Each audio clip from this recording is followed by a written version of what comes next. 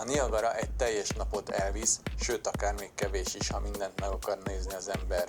Elég korán kellett indulni, az első, amit megnéztünk, a Skylon torony.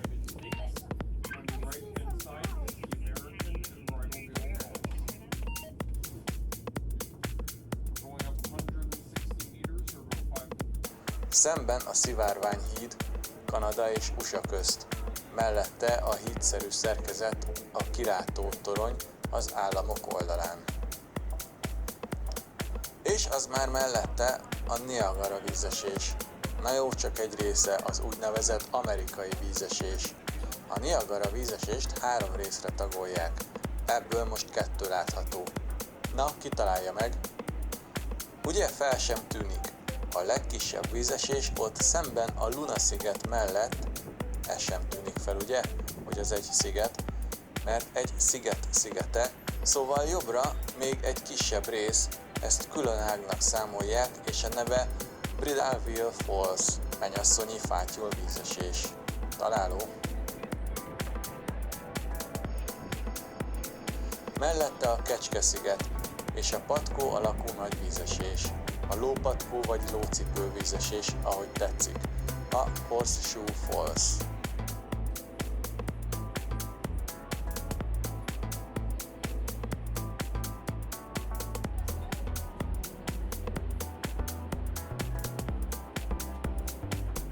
A tornyot 1964-ben építették, 160 méter magas, a kilátószint 140 méteren van.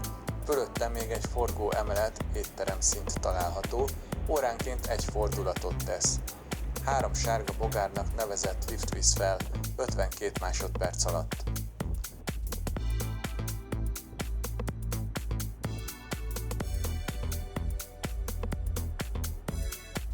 A Skylon torony 360 fokban körbejárható, így az egész Niagara Falls látható.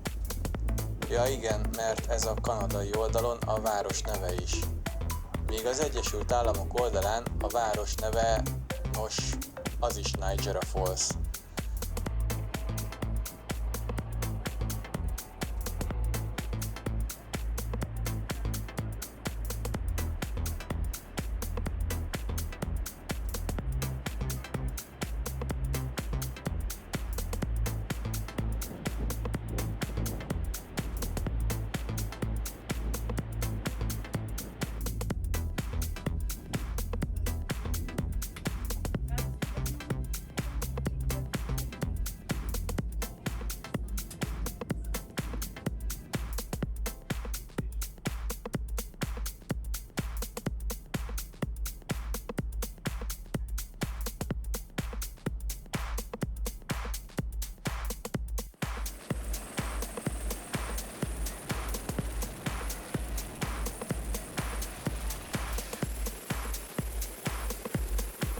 Hirtelen ötlet volt, nem tervezett a helikoptertúra a vízesések felett.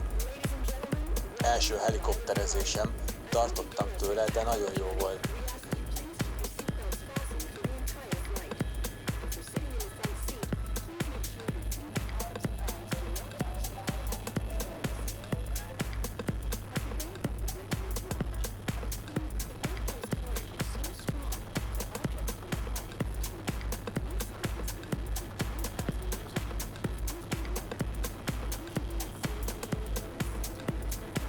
A Niagara vízesésre a kilátás pont kanadai oldalról a legjobb.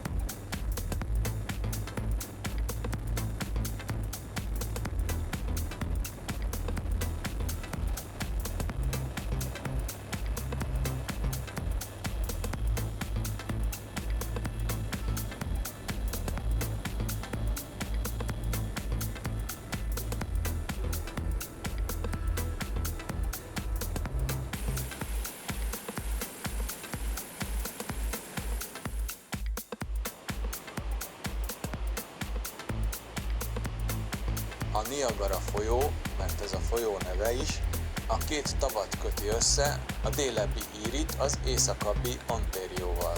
És Ontarionak hívják ezt a kanadai államot is, amiben vagyunk. A helikopterezés után megálltunk a Whirlpoolnál, az örvényről vízről kapta a nevét. Itt található a spanyol kocsi is, ez a drótkötélen lévő szerkezet, át lehet vele menni a másik oldalra. Az ott szemben még Kanada, de a folyó másik oldala az USA.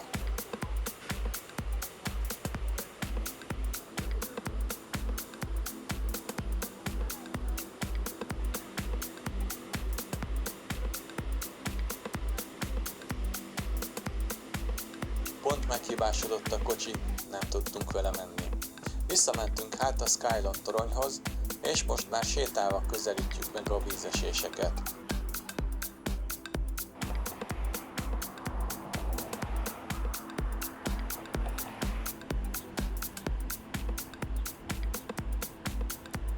Először a patkó alakú nagy vízesést.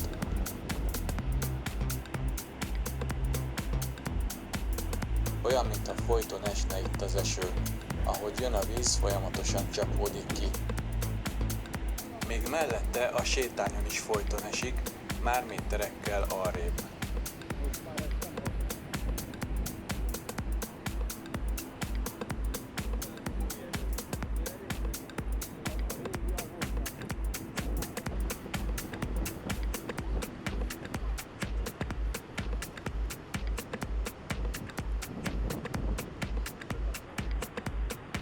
Hajókkal bevisznek egész a vízeséshez a patkóba, amelyiken kék az emberek esőkabátja, az az államokból való, amely piros, azok a kanadai oldalról indultak.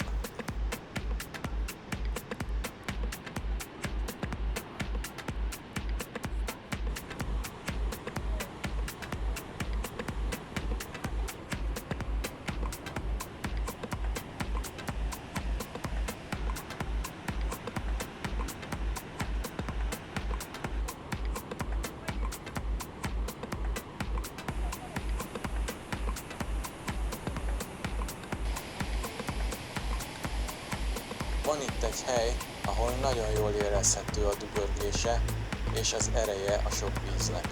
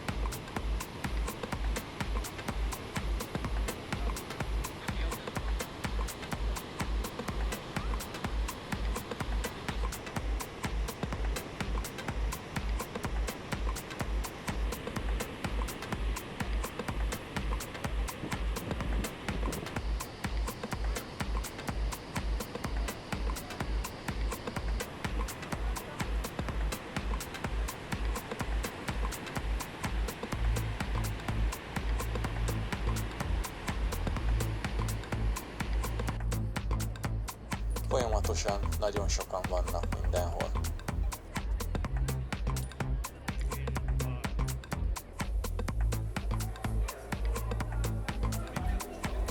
Megpróbálunk bejutni a vízesés mögé elég nehézkesen, de sikerült a hosszú sorbanállások után. Az alagutakat eredetileg az 1890-es években építették, majd bővítették 904-ben és 924-ben is. Kb. 20 méterrel van beljebb a faltól, és nagyjából 140 méterre megy be a vízesés mögé. Két helyszín van, ahol a vízesés mögé lehet menni. Mindenki megcsinálja maga képeit, ahogy a vízesés mögött áll, de nem igazán látszik. Viszont van egy kilátóterasz itt lent mellette, az már sokkal látványosabb.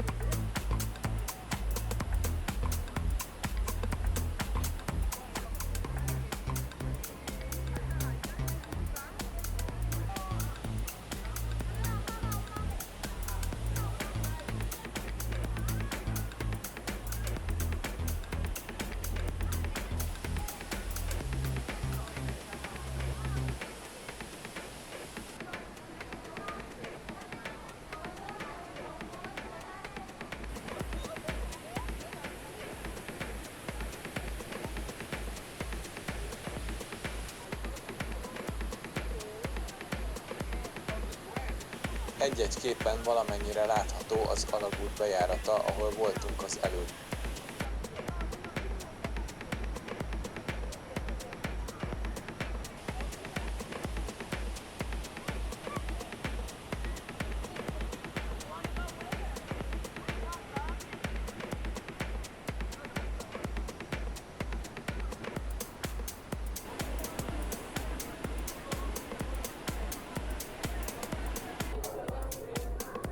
És az alagút további része elhagyottan.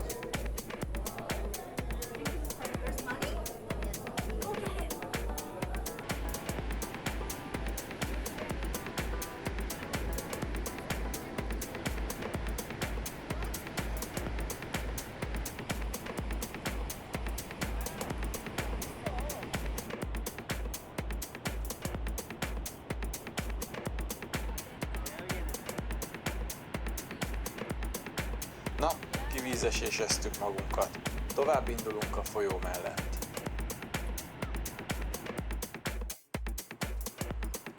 Itt rögtön kettő is van az erőművekből.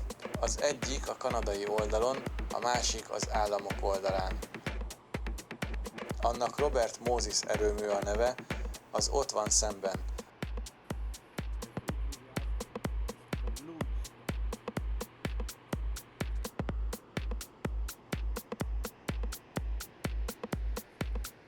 A kanadainak Ontario Power vagy Niagara Power neve. Ez itt van mellettünk.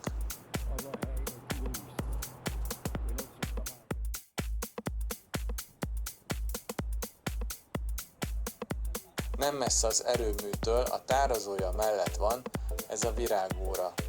Sokan jönnek ide piknikezni, az óra minden 15 percben harangozik.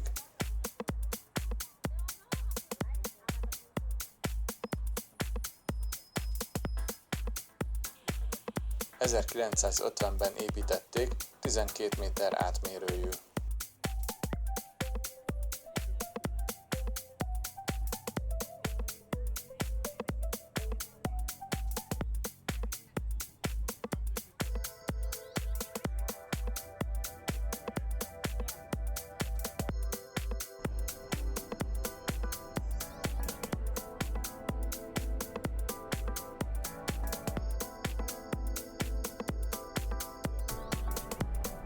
A Welland Canal mesterséges csatorna. A vízlépcsők azért épültek, hogy hajóval át lehessen kelni a tavak közt, mert a Niagara folyó nem igazán hajózható.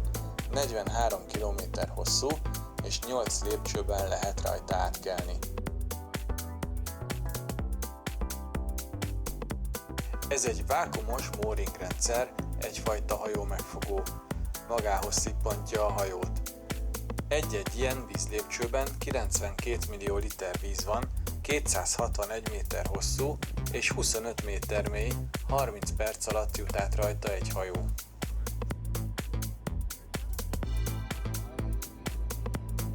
...1824-ben kezdték építeni, és 829 év végére lett kész. De többször bővítették, szélesítették, mélyítették, ez a mai a 4. verzió, és 932-re készült el. Eredeti 40 lépcsőjéből így maradt 8. A két tó között 175 méter a szintkülönbség.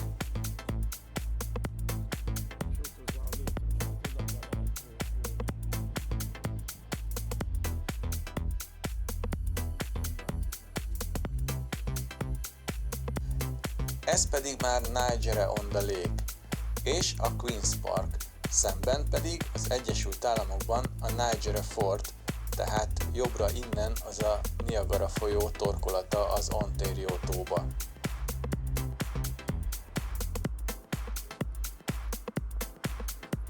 Az 1700-as évek végére már állt itt egy erőd kicsit följebb innen. A városkát ma mintegy 20 000-en lakják.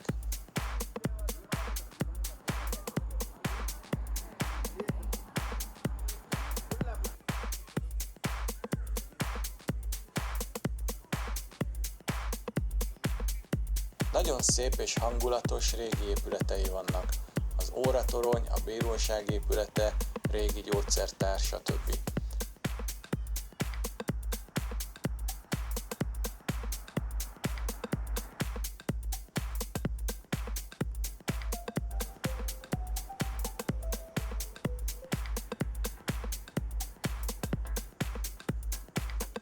Érdemes ide ellátogatni egy kis sétára.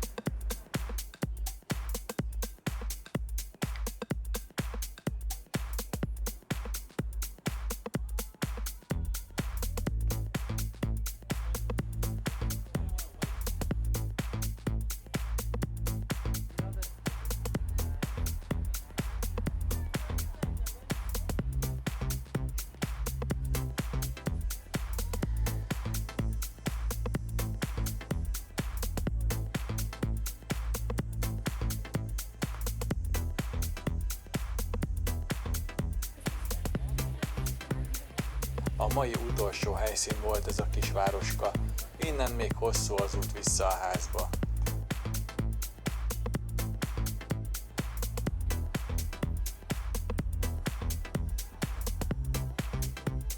És meglepetésemre a végén találtunk egy magyar kürtös kalácsost.